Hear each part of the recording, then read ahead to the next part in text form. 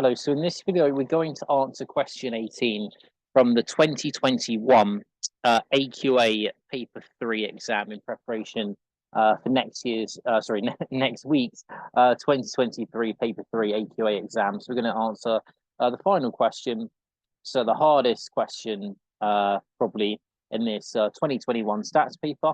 So it looks like a normal distribution question, so we're going to answer this question right now. So we've got a factory that produces jars of jam and jars of marmalade. Okay, so we got the weight X grams of jam in a jar can be modeled as a normal random variable with a mean of 372 and a standard deviation of 3.5. So we got to find in the first question the probability that the weight of the jam in the jar is equal to 372 grams. Okay, right. So this question is a little bit of a trick question, kind of, because actually the answer to this one is going to be 0. The probability that we pick we pick a jar of jam with a weight exactly equal to 372. Yeah, that's just going to be 0. So if we think about it, remember that normal random variables are discrete data. So the weight of something, the time for something to take, or the distance traveled, these are called continuous variables. These are continuous random variables. So this is continuous data. So when we deal with continuous data, it's data that can take any set of values on the number line. So what that means is that the probability that you pick a jar of jam with exactly a weight of 372.0000 recurring grams, the probability of that is virtually 0, because you've got an infinite number of numbers that you could possibly pick for the weight of the jar of jam, but the chance you pick exactly one specific number is basically 0. So that you've got 0 chance of picking exactly 372.0 recurring grams. So the answer to that one's 0. It's kind of like a bit of a trick one, but just be aware that because this is continuous data, so not discrete data, this is continuous data. So normal distribution variables represent continuous data. So the probability we pick exactly a specific weight has got to be 0. Okay, so that's question part A done. So then the next part of part A is find the probability that the weight of the jam in the jar is greater than 368 grams. Okay, so what we're trying to find in this question is we're trying to find the probability that this X random variable is greater than 368. So actually what we can do is just use our calculator to do this question, because we can obviously use our calculator in the statistics exams to work out normal distribution calculations. So we want to go to the stat menu of our calculator. So hopefully you know how to do this using your calculator. So you want to go to the normal distribution section on your on your stat menu, and then you want to pick normal CD. So normal CD, so that's so NCD or normal CD, depending on like what your calculator says. So that stands for normal cumulative distribution. So it's so the way that I think about it is that it represents the word cumulative. So if we think about a normal distribution, so let's say your mean is in the middle there, you've got a normal distribution like that. So C is cumulative, which means accumulating. So we're accumulating probability, so we're accumulating area. So we've got this these jars of jam, and they've got a mean weight of 372. So that's going to be our mean in the middle there, so 372. And then we want to find the probability that X is bigger than 368. So 368, I mean, let's just say it's there. It's got 368 there. So we want to find, so the way that probability density functions work, so the way that normal distribution functions, these kind of like bell-shaped curve functions work, is that the area under the graph is your probability. That's kind of how these curves are. That's how they're designed. They're designed such that the area represents your probability. So we basically want to find the area from 368 upwards. Obviously, you can't. Well, you can do the integration of this function, but we don't need to know. We don't need to know how to do that because that's pretty advanced. So all we need to do is just use the calculator, and the calculator calculates this area for us. So we're going to go to normal CD, we want a lower value to be this 368 there. That's going to be our lower value, the 368. Our upper value is just going to be something massive. I mean, it doesn't matter what you pick. Let's just say 10 to the power 20. So you're going to put 10 to the power 20 in your calculator. Your sigma value is your standard deviation. So that's going to be, in this case, 3.5. So put that in the calculator. And then your mu value is your mean.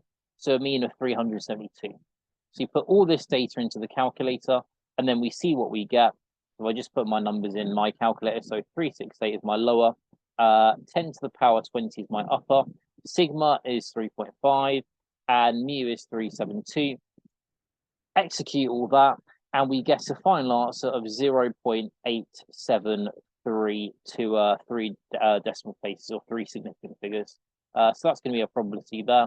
So 8.37 as a final answer.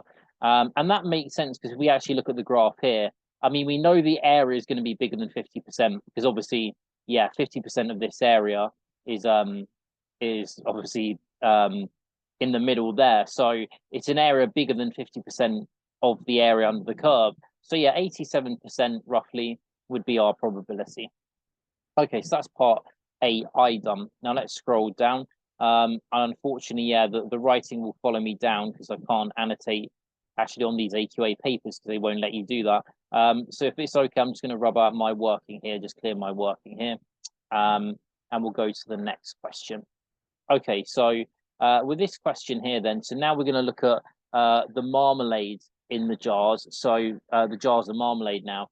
So the weight y grams of marmalade in a jar can be modeled as a normal random variable with a mean of mu and a standard deviation of sigma.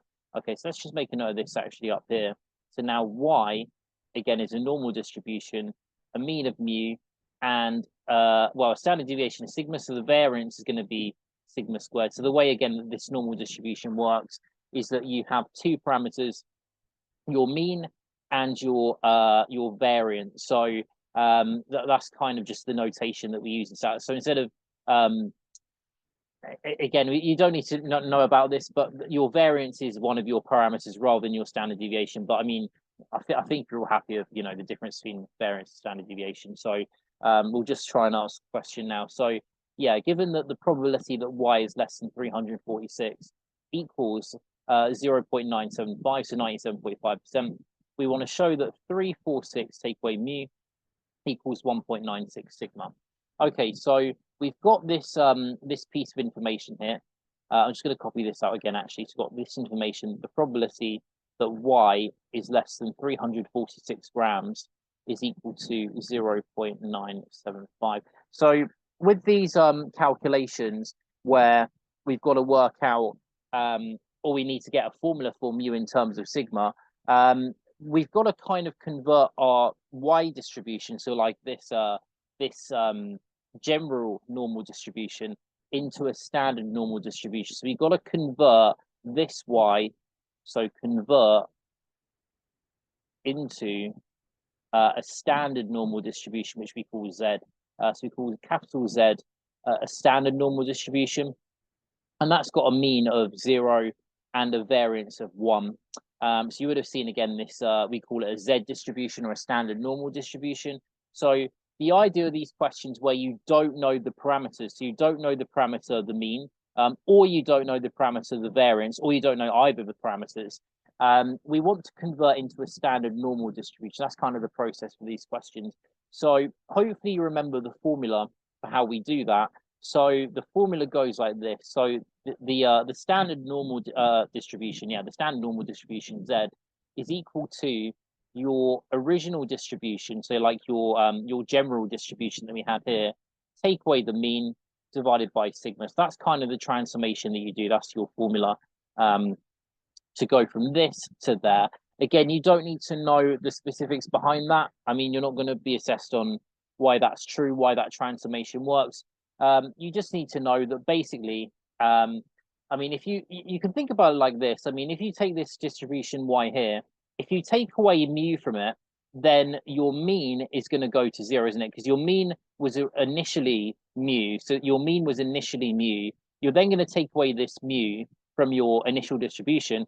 So now you're going to get a mean of 0. So you can kind of think, well, that makes sense. And then dividing by sigma. So the reason why dividing by sigma actually divides your variance by sigma squared is again, you don't really need to know this, but the idea is that, yeah, when you multiply a normal distribution by a number, you actually multiply the initial variance by the square of that number you multiplied by. So this is kind of like the rule. This is kind of how it works. If you've got a distribution, so I'll do this in a box here. So a normal distribution with a mean of mu and a variance of sigma squared.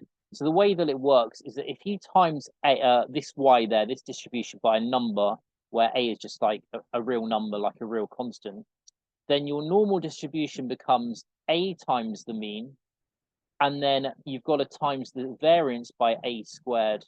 So you times the initial variance by a squared rather than just a there. Again, you don't need to know the ins and outs of it. You just need to know that's what you do. And the kind of reason why is because basically we don't want to change the area under the normal distribution. So we've gone from a normal distribution, if I try and draw like a rough diagram, so we've gone from this normal distribution onto a normal distribution that looks like this with a mean in the middle and a variance of 1. So the idea is that if you times if you're going to times your original distribution by a number, you times your initial variance by the number squared, because what that does is it keeps the area under the curve 1, because obviously the area under this curve must be 1 there, and the area under this curve must also be 1 in order for it to be a probability distribution. So that's kind of the idea. But again, I'm not going to go into too much detail because you don't need to know this for your exams. But if you're interested, that's kind of the reason why. I'm just going to rub out these diagrams here, just get some more space. So that's what we're going to do in this calculation here. So we're going to do probability. So we've got this equation here. So that tells us that the probability that y take away mu divided by sigma is less than, again, if we do something to the left-hand side of an inequality, obviously we've got to do the same to the other side of the inequality. So we're going to do 3, 4, 6 take away mu divided by sigma. And that probability is obviously still the same number as before. I mean, we've not changed the probability. It's still the same probability. Okay, so then now what we can say, well, this is exactly the formula for z that we need. So this is saying that the probability that z is less than 346 take away mu over sigma is equal to this 0.975. So that's what that's telling us there.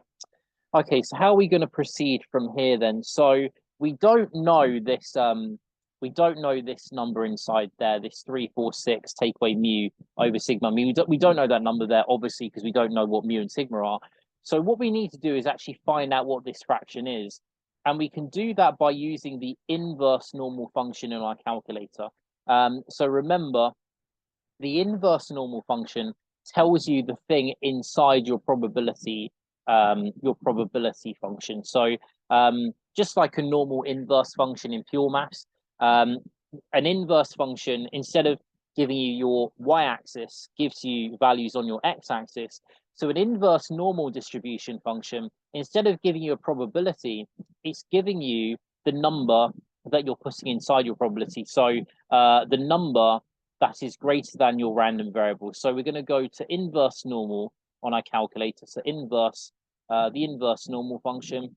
And then when we do this on our stat menu, so we go to our statistics menu, normal distribution, and we want to go to the in n, or the inverse normal, depending on what it says in your calculator.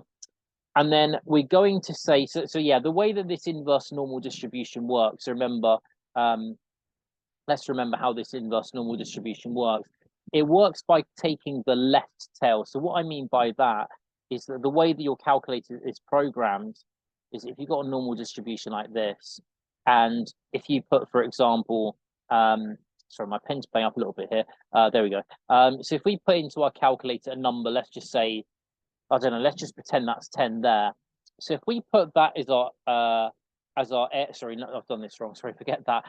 If we put into our calculator in the inverse normal function an area of, let's say, 10, sorry, not 10, sorry, 0.1, for example, so 10%.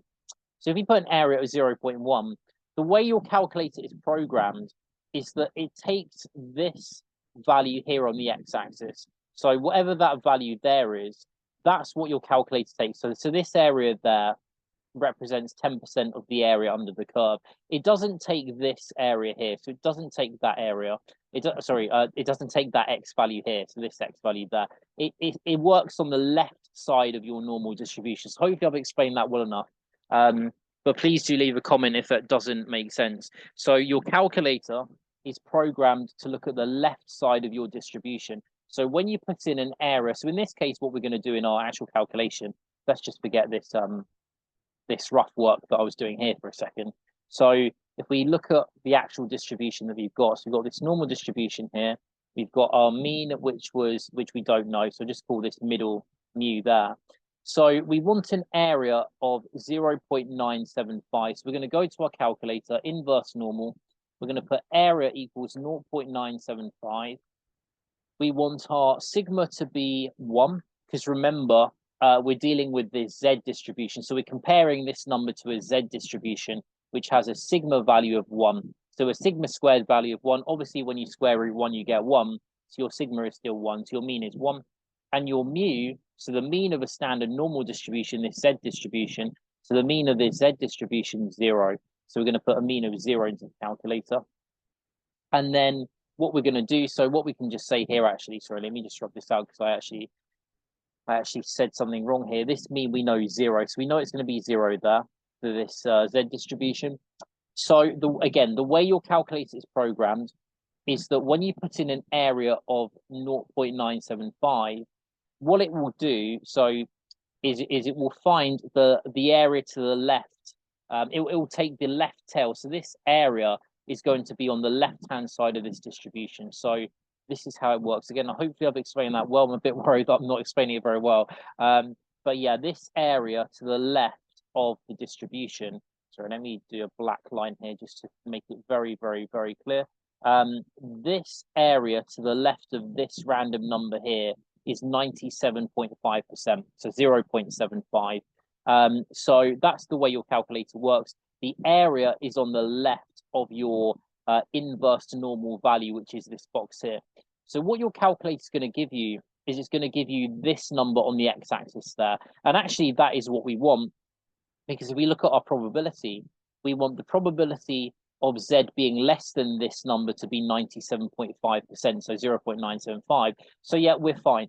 If the sign was the other way around, a greater than sign, they would actually have to do a different calculation, because again, the way that your inverse normal function works in your calculator is that the area is on the left of the distribution. So therefore, your inverse normal value is going to be this upper bound to the area here. So like this, again, this box value here, this upper bound to the 0.975 of the area.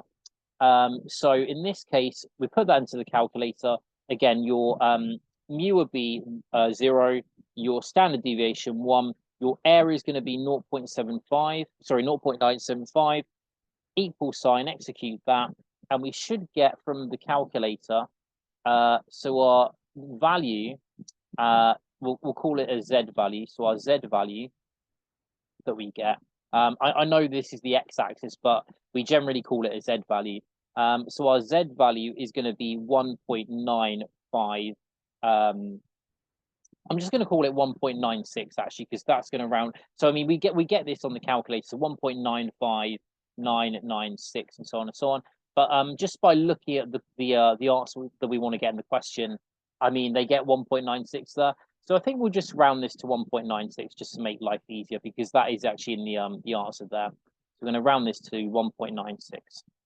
Okay, great. So what we now know then, sorry, that should be a 6 there.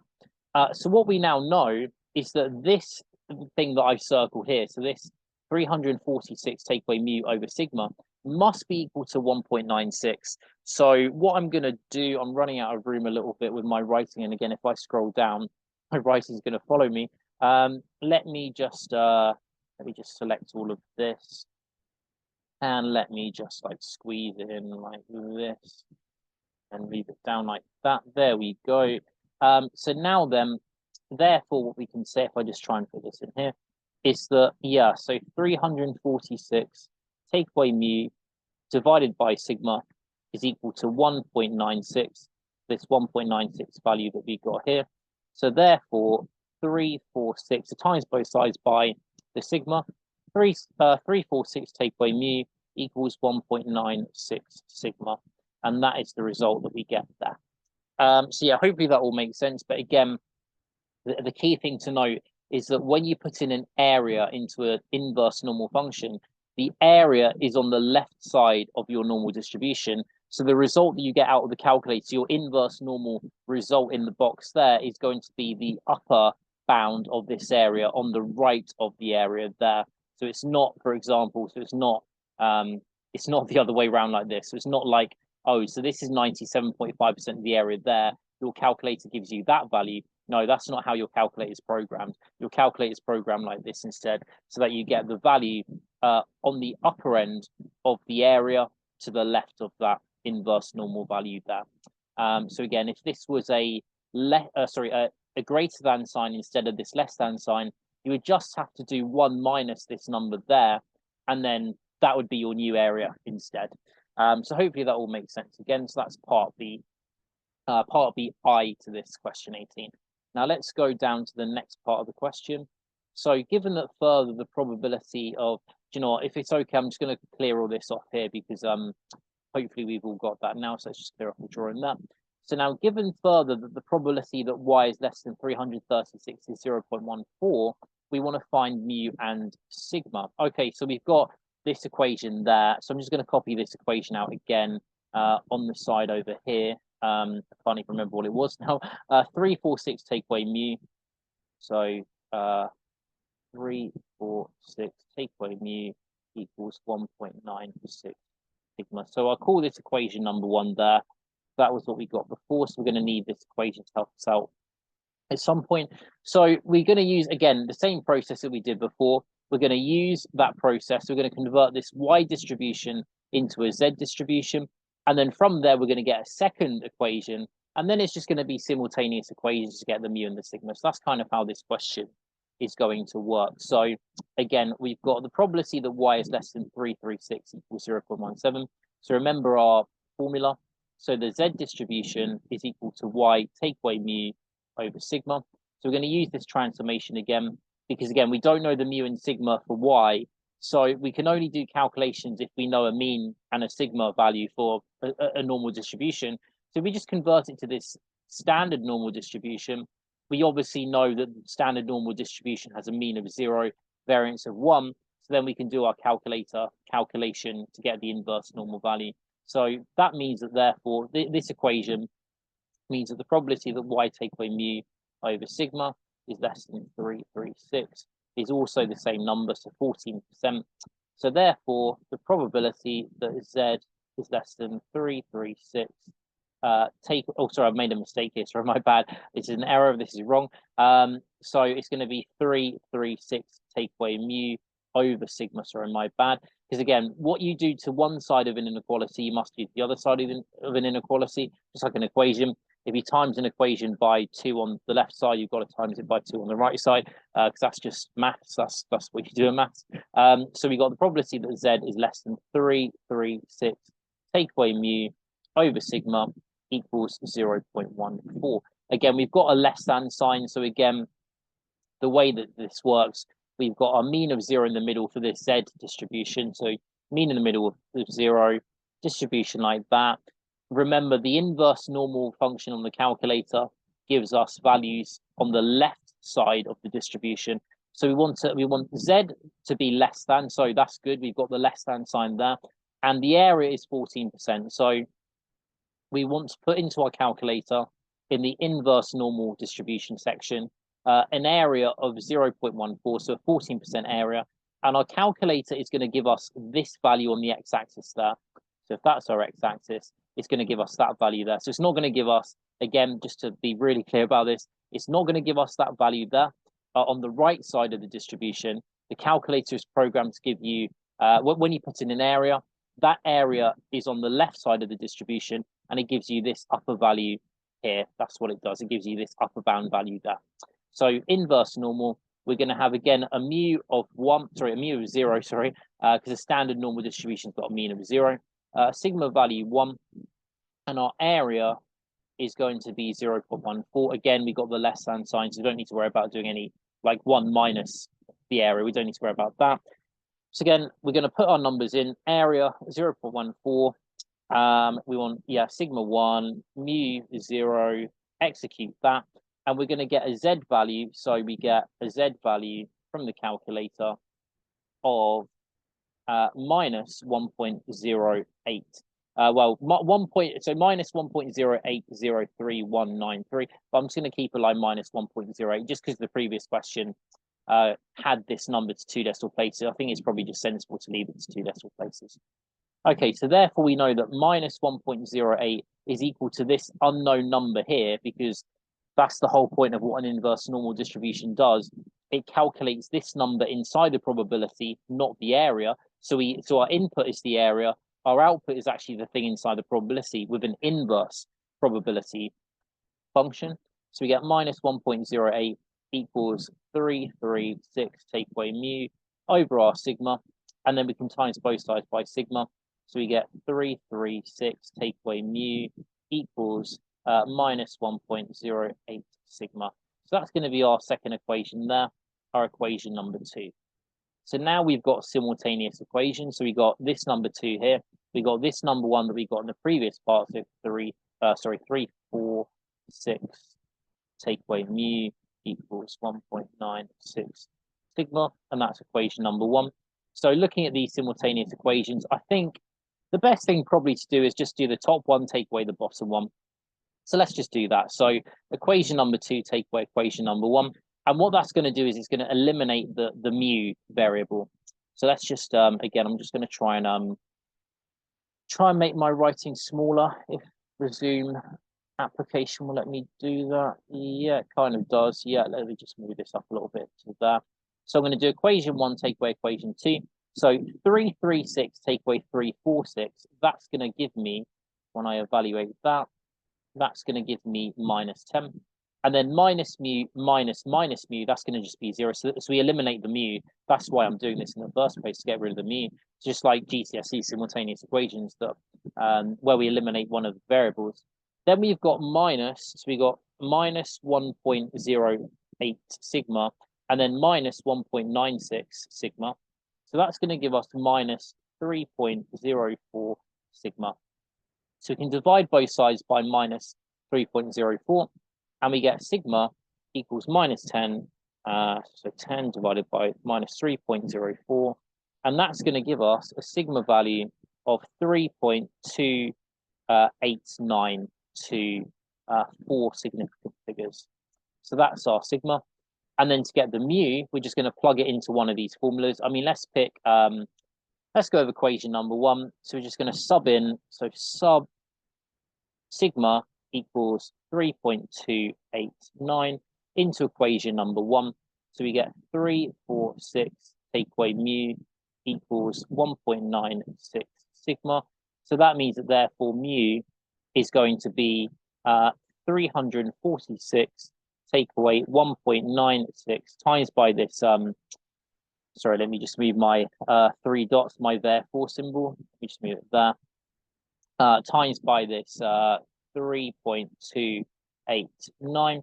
And if we do that on the calculator, what do we get? So 346 take away 1.96 times by my previous answer in my calculator. So we get 339.552 2 decimal places. So there we go. Yeah, so that's going to be our answer there. So our final answer, mu is so 339.55 roughly, and sigma is 3.289. So those would be our mu and sigma values for the jar of, I think it was marmalade, wasn't it? Yeah, so the jar of marmalade there. Okay, great. Yeah, so that'd be that question. And in fact, that's the final question. So we've done the final question there. Brilliant. So yeah, that would be that question. It's question 18 from the statistics section of the paper 3 exam from AQA 2021. So any questions, drop them in the comment section. And if you do want help with tutoring or if you want, you know, a session to help you out, please do email me, drdifferentiation@gmail.com. It'll be in the description below. And if you just want a brief help with a brief question, just drop me an email and you can send me, again, it's about £1 per mark. So if you want me to answer a question for you, like a homework question or an exam question for you, so you see my solution, it's about £1 per mark is what I charge for that. And so yeah, just drop me an email. We can discuss further anything that you need help with. So thanks a lot, and hopefully that was useful today.